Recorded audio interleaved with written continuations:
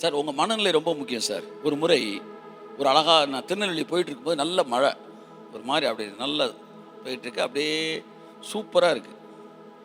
இந்த மனநிலையில் காரை ஓட்டும்போது ஒரு காதலன் ஒரு காதலி அப்படியே கார் ஓட்டிகிட்டு போனால் ஆவியானவர் என்கிட்ட பேசுகிறாரு, எப்படி இருக்கும் ஜஸ்டின்? செம்மையாக இருக்கும் ஆண்டவரே. அப்படியே ஒரு டீயை சாப்பிட்டுட்டு கும்முன்னு கார் ஓட்ட சூப்பராக இருக்கும். அந்த மைல்டாக இருட்டாக இருக்குது, அந்த மழை பெய்யுது.